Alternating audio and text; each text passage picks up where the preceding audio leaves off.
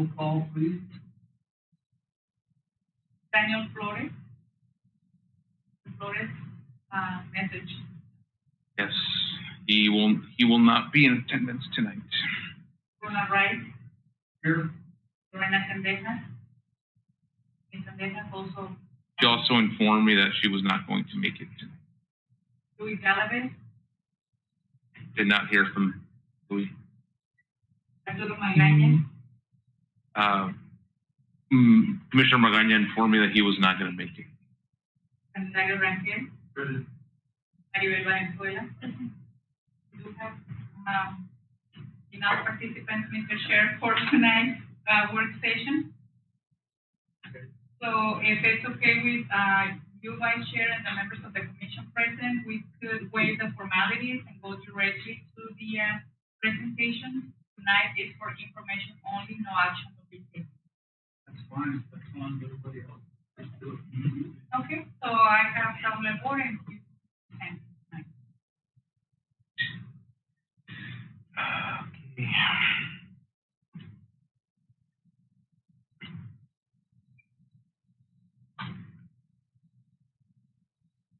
Can you see that on your screens? Okay. Mr. Vice Chairman and members of the Planning and Zoning Commission, tonight this is a citizen review meeting. The reason we are having this meeting is because we are amending our zoning ordinance to include some new items to reflect the recently approved state law regarding recreational marijuana. And also we're amending two other sections, one related to swimming pool barriers and one related to, the location of K through 8 schools, where they can be located. So this meeting really is being held in lieu of a neighborhood meeting. Typically when there's a big zoning case, there's a neighborhood meeting, but because this is a city-wide change that affects everyone, not just a particular property, we're having it here with the Planning and Zoning Commission.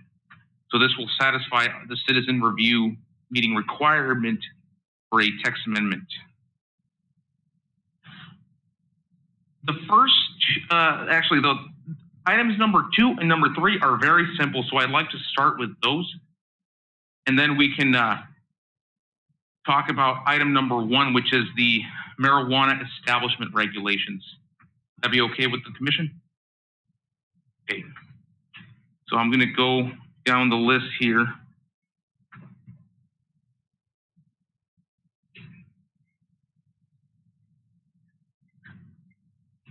So the first one here is amendment is regarding swimming pool barriers. What you have in front of you is our current code. What you see highlighted are the new sections or the changes that we are proposing. So right now, if you want to build a swimming pool in Somerton, you have to have a barrier around the pool. And you have to separate, that barrier has to separate entrance from public property, from adjacent private property, and also from dwelling units on the same premises as the pool. Which means that you have to have a barrier surrounding your pool no matter what, a fence or a block wall, even if your property is fully enclosed with a fencing or a block wall. We've had a lot of complaints in the past for people that don't want to do that because they have their whole layout already planned, and it turns out you have to have a barrier in surrounding your pool. And unfortunately, we don't have an exception to that in our code. The city of Yuma does have an exception, city of San Luis as well. I think the county does as well, where instead of you providing a swimming pool barrier, you can do an alarm system. We don't have that here, so we can't offer that to our residents.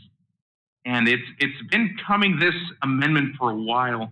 And I think that it finally got enough traction. And since we were doing other amendments, we were able to finally put something together, an amendment, and present it to you. So what we are proposing to do is to include this. Actually, I'll read what the code actually says. So this is the section that we are amending, section 3.2.6J, swimming pools. It says, every swimming pool shall be completely enclosed by a permanent fence, wall, barrier, or barrier to restrict access to the swimming pool from public property, from adjacent private property, and directly from all dwelling units or guest rooms located on the same premises as the swimming pool. These swimming pool enclosure and barrier detail requirements shall apply to all new swimming pools installed on or after the effective date of this ordinance, and to all additions, alterations, repairs, or replacements made to the existing swimming pool enclosures. So that says you have to have a barrier, period. That's the general requirement. There are exceptions, but none of them allow you to get around that requirement. So we're adding this one, exception number 4, which says an approved alarm system continuously maintained at all points of ingress and egress to the dwelling unit and guest rooms may satisfy the barrier requirement from a dwelling unit to pool whenever no children under the age of 6 are permanent occupants of the property. It shall be the owner's responsibility to maintain this alarm system fully functional at all times. This exception does not eliminate the requirement to restrict access to the pool from public or adjacent private property using a permanent fence, wall, or barrier. So,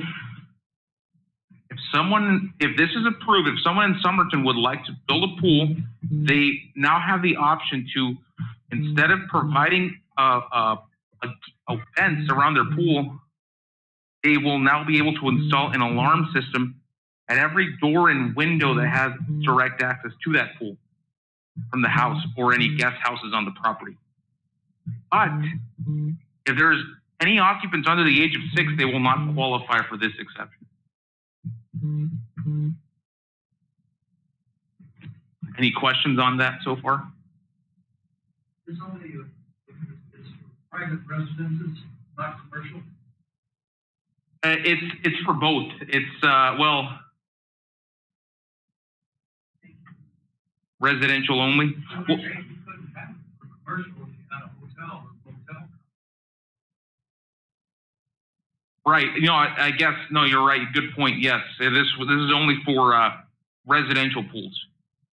Yeah, you're right, because at a hotel, I think it would be enclosed anyway. That's how they would be. But no, this is more for residential pools. If you want to build a pool in your backyard, and I'll go back and read it, and if I don't mention that, I know it says dwelling unit, but if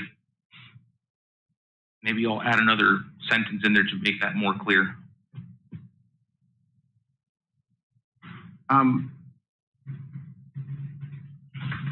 So that's what we're proposing. We've had a number of residents suggest that we do this for a long time, and well, here it is finally. And we think that this is it's comparable to what our neighboring cities are doing. San Luis and Yuma have this option, so there's really no reason why we shouldn't have that same option here in Somerton. Any questions on this amendment to the code, proposed amendment to the code?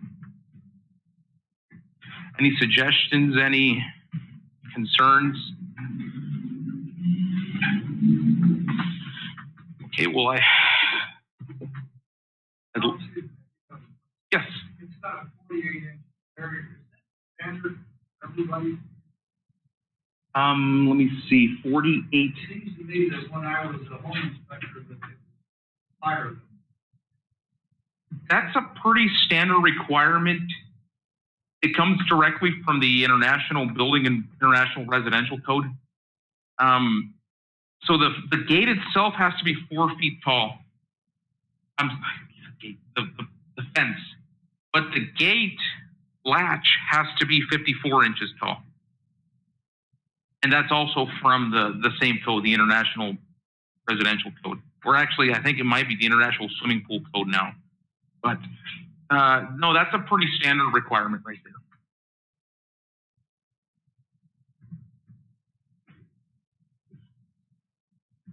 Okay, so that's one of the amendments. The other amendment that we have is an amendment to section 3.1.4D, which relates to schools, public or private boarding, well, just public schools.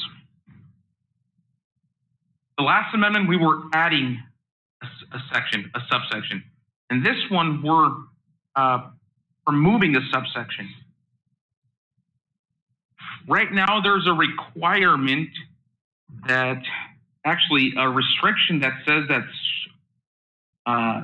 schools, high schools, boarding schools, and colleges shall be accessed only from an arterial or collector roadway as classified in our transportation plan. So we're proposing just to remove that section, just to give more flexibility to any potential schools that might be coming. You know, Somerton's only so big. We only have so many arterials and so many collector roadways. We're just trying to make it more flexible, especially with the new high school coming. And we're also proposing to eliminate number 3, which says elementary schools shall not be located adjacent to arterial roads or roads with higher classifications. Again, this is just to grant a little bit more flexibility to when a school does come to Somerton. Something like this could prove to be an obstacle. A school typically, when it comes, is a large enough project, though, that we would probably ask for a traffic study, regardless of where they're proposing to locate. And if that traffic study says everything's fine and it's appropriate, then we'll go off of that recommendation. This is just an arbitrary restriction that's currently in our code that we would like to eliminate under this new amendment.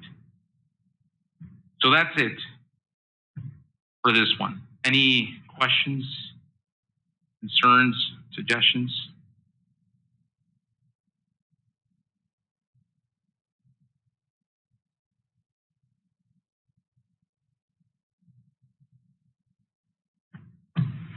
Okay, well,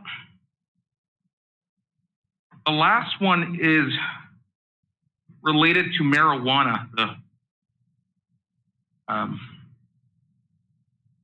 medical and recreational marijuana. So I actually have a separate presentation for that because that one's the one that we're really putting a lot more research into it, because the first two are already in the code. We're just amending them. But the marijuana one, because it's new, the recreational portion, if we actually have to go in there and create a section, a whole new section for the code. So I'm going to go ahead to that one now.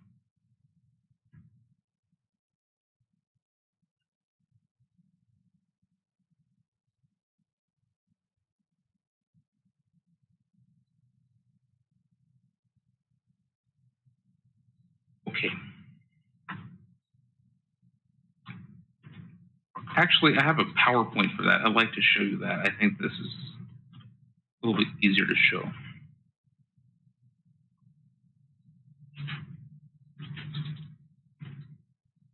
Had a work session with City Council last week, and we presented this same PowerPoint presentation.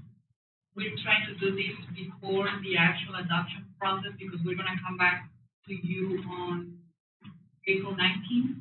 That is going to be at the regular meeting, and at that time, we are going to be requesting the recommendations. The council will be reviewing these items at the first week in May. So that's why we're trying to answer all the questions, presenting everything, so that way when we go into the adoption process, hopefully we have answered most of your questions and your concerns. Okay, so thank you, Carmen, for. I did forget to mention the work session that we had with the city council. We only, at that work session, we only did talk about marijuana portion. We haven't spoken about the other two amendments because they're more minor, they're less noticeable. Really, this is really the one that is generating the most interest. So can you see that on your screen now, the PowerPoint that I pulled up?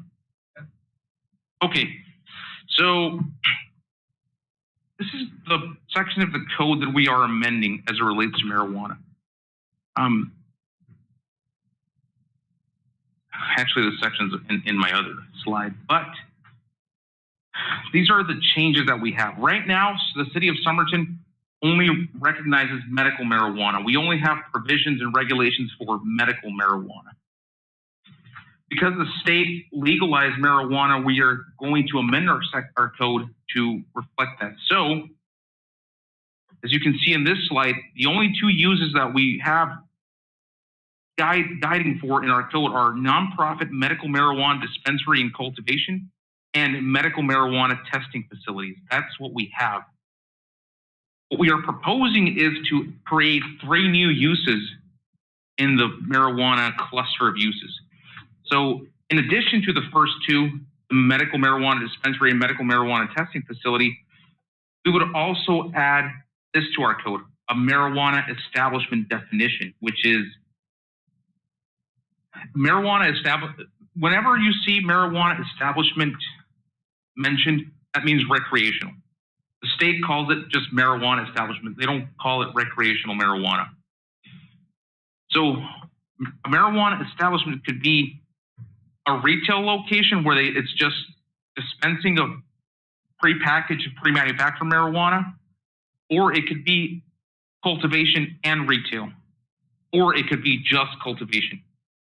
And these are the 3 subsections under marijuana establishment.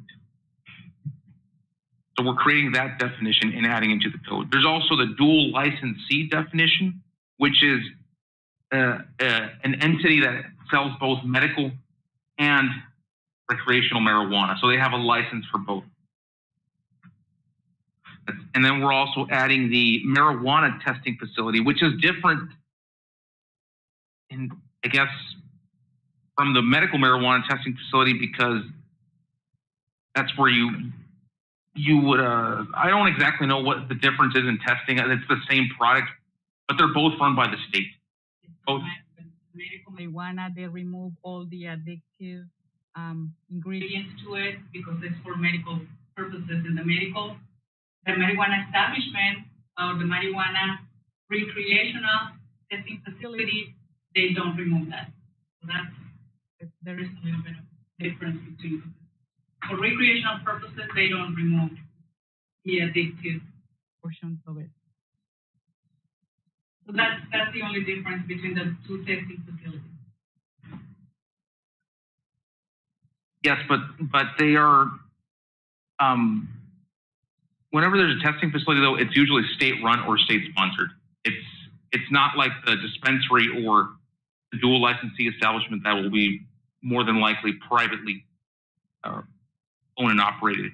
So these are the definitions that we're proposing now under. We only have 2, and now we're going to have 5 to reflect the new allowed recreational portion at the state level. Any questions on that?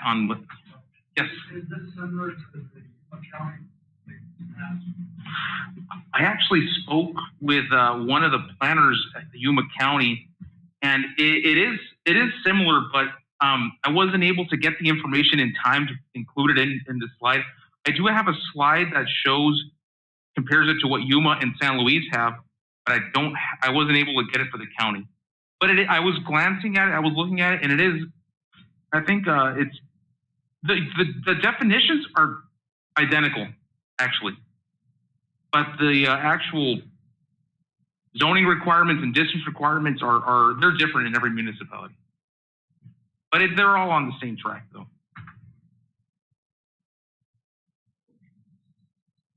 Any other questions? Okay. So, medical, recreational, to the city of Somerton, as far as where they can go, the only thing that will affect it is if they have on-site cultivation or no on-site cultivation. There's really no difference between medical and recreational. But there is a difference is of whether they they do or do not have on-site cultivation. So for medical marijuana dispensaries and marijuana establishments with on-site cultivation, meaning they have some kind of, they're growing plants on the premises, we are proposing that they only be located in the light industrial and in C2. So these will be the only places where you can cite a marijuana or medical marijuana dispensary with on-site cultivation. Another difference is also that right now, for medical marijuana, that's the only thing we have, is it's a conditional use, meaning it's a conditional use permit that they have to obtain, which they have to come here before you, and you have to approve that before they can begin operations. What we're proposing is that it be permitted by right now. So there will be no conditional use permit under this new proposal. And this is in line to what our neighboring cities are doing. The city of Yuma requires no conditional use permit. The city of San Luis does not. I do believe the county will still require that, if I'm not mistaken. But it's really up to the municipality, and we think that as long as they meet all the distance locations, the distance buffers to some of the sensitive uses, it could be permitted by right instead of being conditional. So this is marijuana, medical marijuana with on-site cultivation. I know the map must look really small on your screen, but you more or less know where C2 and light industrial is, right? C2 is the red on your map, on the screen. And light industrial is the gray, except the metro area. If you can point the metro area that looks gray on the map. That's right. It looks great, but it's so. Can you see my mouse? So this looks great, but it's actually not shaded. It's more this big part here, over here, up on Avenue B, and then over at the Yupco Industrial Park, and then to the south of Yupco, there's some light industrial. And then the general commercial is everything in red. So that's where they would be allowed to have both a dispensary and a cultivation site. And again, the metro area, where you can point the metro area, it looks gray, but it's actually the shade of the map, the property line. They're too close together, and it makes the map look gray. So no, we're not proposing cultivation here in this area. Is there a limit to how many there are? Well, not under our proposal. However, it is almost impossible to get a license from the state right now. It really is. It's a lottery system. So the number of marijuana licenses issued to a county depends on the population. Yuma County will get 2 recreational licenses. There's already one in the city of Yuma. The Medical Marijuana Dispensary on 32nd Street got awarded one of those 2. So now there's going to be 1 more. And if Somerton gets it, there's probably not going to be another recreational dispensary for at least until the next census rolls around. And that's if we meet the minimum population to get another one as a county. We have one proposal, one very serious proposal right now up on Avenue B next to the Cocopah Casino. They're actually, they didn't wait for us to do this text amendment. They were proactive, and we told them, right now we only have these regulations. You can start the process on your own, or you can wait for us to do our text amendment. And we actually have a public hearing tomorrow for a variance on that case for both cultivation and retail. So the state really regulates what they are. The state awards a license, and the person has to pick a site really before they apply to the state. They have to obtain a letter from the city saying that the location that they picked is appropriate. And with that letter, they can enter the state lottery to see if they get the license. Now, if they get the license, then they have to locate at the site that they chose. We signed about 15 of those letters from January to late March.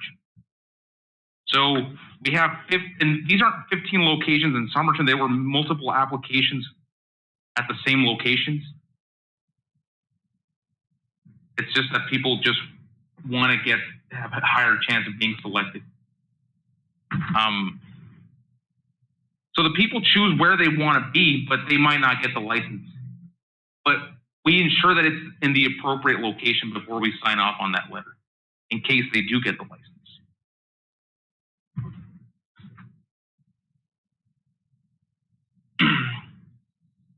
The next slide here shows nonprofit medical marijuana dispensary with no on-site cultivation and marijuana establishment with no on-site cultivation. So this is medical and recreational with no on-site cultivation. This is retail only.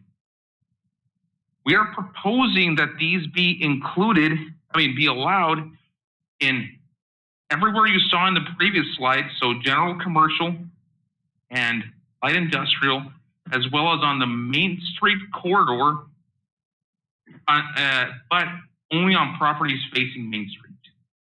So this is now in the heart of Somerton. The direction when we were writing these proposed changes that we received was to be as flexible as possible. That was the only direction we received.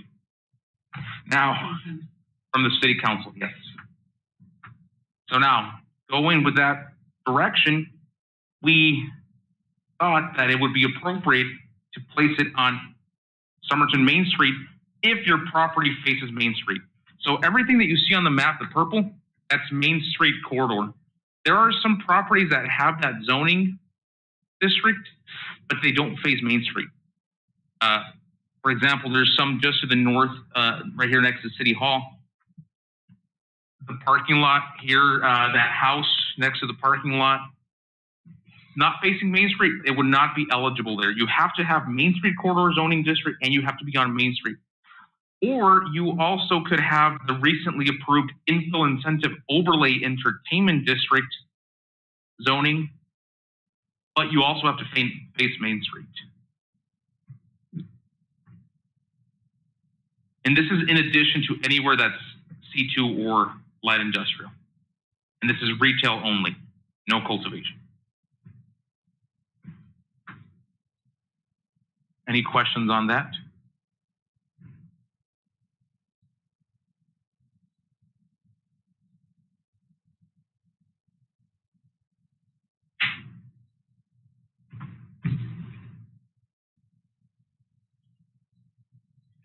And lastly, that takes us to the testing facilities. Right now, since we only have medical in our code, medical marijuana facilities, testing facilities are allowed in both C2 and light industrial. But under the new change, both medical and marijuana testing facilities would be allowed only in light industrial, not in C2. So these are more lab settings. They do testing. It's really more compatible with a light industrial zoning district. And there's plenty of it in Somerton. We have plenty of land that is zoned for light industrial. We're not greatly limiting where they can be sited. And these aren't going to be popping up every year or every month. We perhaps may never get a testing facility in Somerton. The state will probably open just a handful, and they'll probably be in Metro Phoenix. So if one does want to come to Somerton, we think that the light industrial zoning district would be where it should be located. That's what we're proposing. Any questions on that? I forgot to mention that pretty much everywhere, all the uses in every zoning district are permitted by right. It's not conditional anymore, including testing facilities. As long as they meet all these requirements that were these are supplemental requirements. It's not just that I found a C2 parcel, or I found a Main Street corridor parcel that faces Main Street, or I found a light industrial parcel.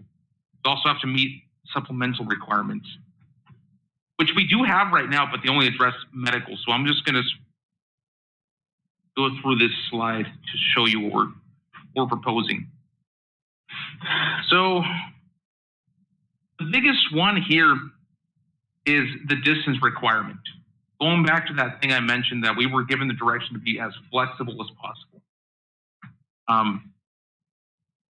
Right now, for a medical marijuana dispensary to locate somewhere, it has to be 1,000 feet from the property line of one of the following uses: residence, public park, educational facility, library, bar or restaurant dispensing alcoholic beverages, adult-oriented business, or another medical marijuana dispensary. That's what we have now.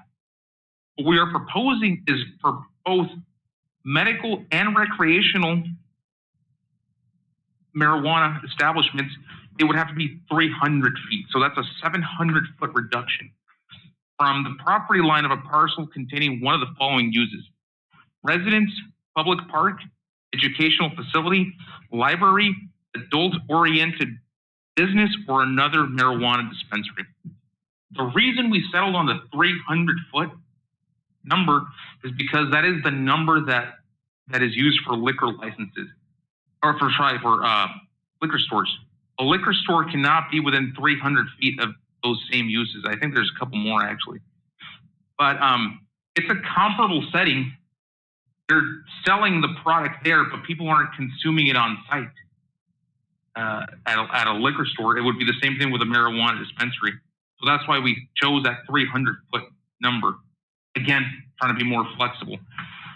You may have noticed that the restaurants and bars dispensing alcoholic beverages are removed from the distance requirement section. So right now, a dispensary has to be 1,000 feet away from a restaurant or a bar that sells alcohol. Why that's there? Because back when our medical guidelines were drafted, the council at the time, and I as a whole, the attitude towards marijuana was a lot different than it is now. Now it's changed. So we are proposing to remove that use from the list of sensitive uses. They're really not conflictive uses.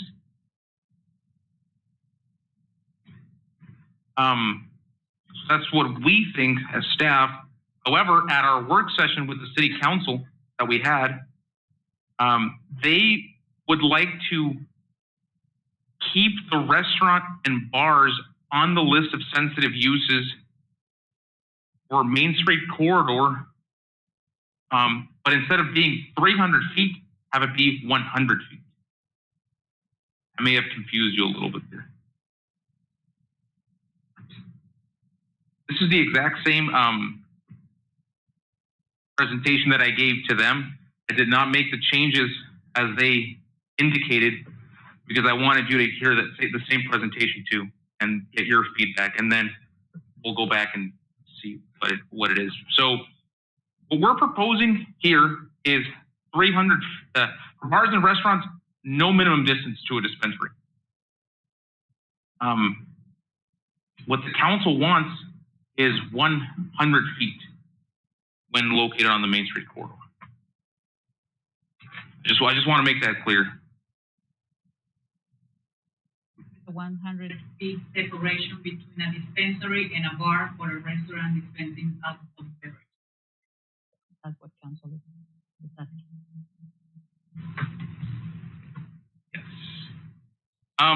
Also, right now, if you want to locate a dispensary in a C2 location, you have to have a medical research and pharmaceutical product development site component attached to your business. You can't just have a dispensary. You have to have this medical research and pharmaceutical development.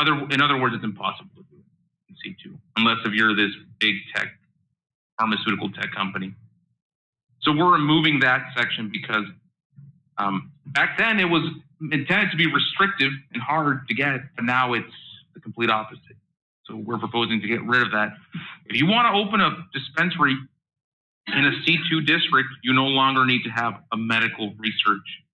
You don't have to, you can, but you don't have to.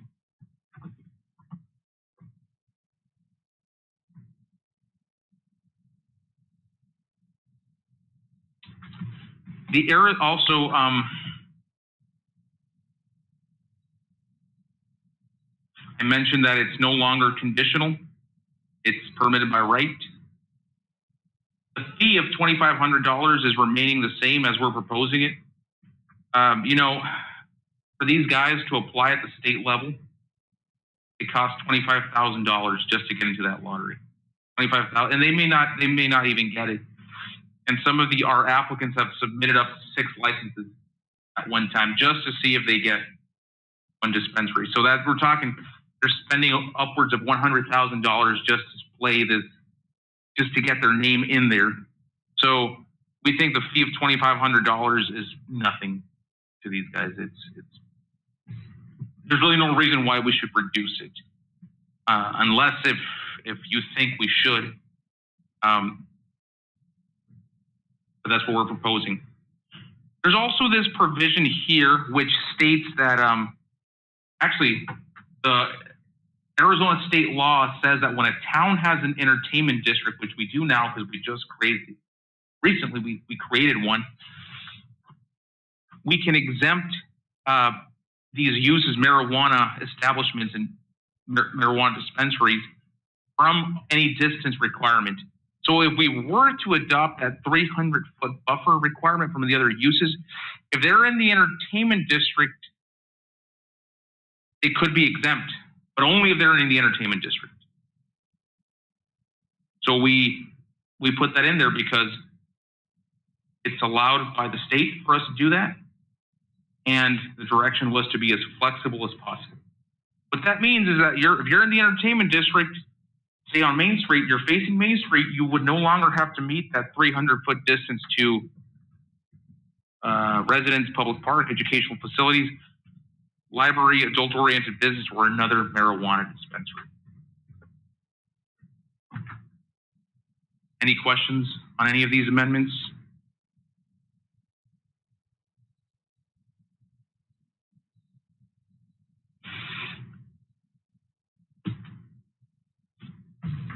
So this is our time frame for approval to get these changes made. We are moving as fast as possible. This is literally the fastest possible schedule we could adhere to if everything goes off perfectly. If there are no delays, which so far everything has been smooth.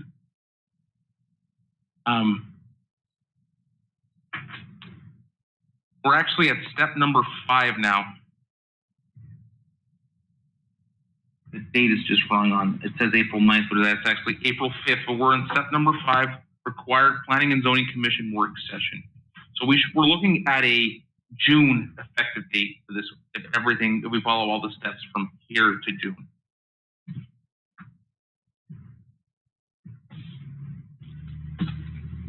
And that concludes my presentation. Are there any questions, concerns, comments related to any of the changes? Mr. Rice?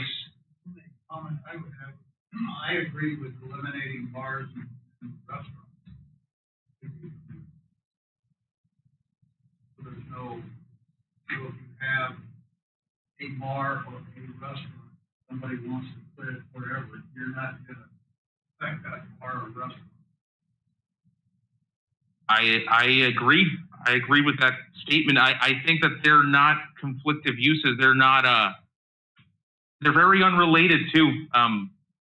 Just as a bar is, it's even more closely associated with a liquor store, but it's very different. They're very different uses. A marijuana dispensary is going to be even more different than a bar. There's really no, in my opinion, there's no reason why that should be in that list of the sensitive uses that you have to keep a buffer from. So I'll make sure to include that comment in our when we go back and look at this for the next step, the next meeting, which is actually with the Planning and Zoning Commission. Actually, that's our next meeting on April 19th. That is the first public hearing. But there will be, at that meeting, right now we don't have a staff report. We don't have, this is information only. But I'll make sure to include that comment and the feedback that I got from from the city council at our next meeting. Thank you for that, Mr. Rice.